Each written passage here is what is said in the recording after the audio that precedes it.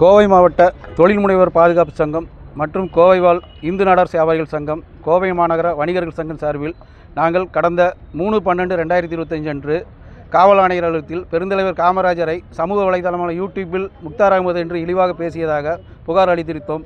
இது குறித்து விசாரணை உங்கள் காவல் நிலைய எல்லைக்குள் நடக்கும் என்று இணை ஆணையர் கூறியிருந்தார்கள். எந்த விசாரணையும் நடக்கவில்லை.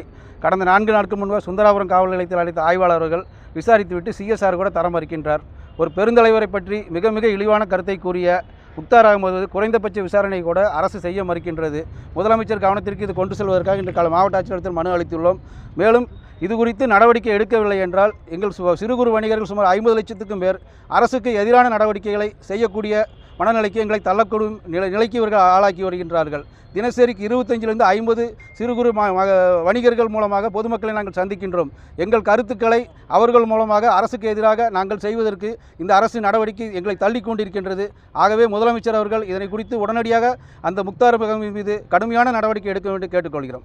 ரொம்ப நாள் ஆச்சுங்க இந்த இஷ்யூ ஓடிட்டு தான் இருக்குது. 30 நாளாக நடந்துட்டு இருக்கு. அந்த குறித்து நடவடிக்கை எடுக்கிறது காரணம் என்ன நினைக்கிறீங்க? இது அரசியல் அழுத்தம்னு நாங்கள் நினைக்கிறோங்க. அதாவது பெருந்தலைவர் மேலே ஏன்னா அவங்க ஒரு பெரிய தலைவருங்க, தேசிய தலைவருங்க. முன்னாள் முதலமைச்சர் கலைஞர் கூட அவருடைய ஆட்சி காமராஜர் ஆட்சின்னு சொன்னாங்க. ஆனால் இப்போ சிலர் குறிப்பிட்ட பேர் இந்த மாதிரி இழிவான சொல்கிறது யாரோ பின்புலமாக இருந்தால் அவங்களை இயக்கிறத நாங்கள் சந்தேகிக்கிறோங்க. ஏன்னா இது முதலமைச்சருக்கு கவனத்துக்கு போயிருக்குமான்னு தெரியலைங்க. ஏன்னா கலைஞரே காமராஜர் ஆட்சின்னு சொன்னவருங்க. எங்கள் ஆட்சி தான் காமராஜ்னு சொன்னாங்க. இன்றைக்கி காங்கிரஸ் பேர் இயக்கத்திலேருந்து எல்லாருமே எதிர்ப்பு கொடுக்குறாங்க. இதே ராகுல் காந்தி அவர்கள் தேர்தல் பிரச்சாரத்தில் ஒரு சின்ன கருத்து சொன்னதுக்காக ஜாதி ரீதியாக இந்தியா மீது ஃபுல்லாக வழக்கு தொடர்ந்தாங்க. ஆனால் இதுக்கு எந்த நடவடிக்கை இல்லைங்க. ஏன்னா தமிழ்நாட்டில் ஒரு பெரும்பான்மை சமுதாயம், வணிக ரீதியாக நாங்கள் சிறு குறு வணிகர்கள் ஒரு 50 லட்சம் பேருக்கு மேலே இருக்கிறோங்க.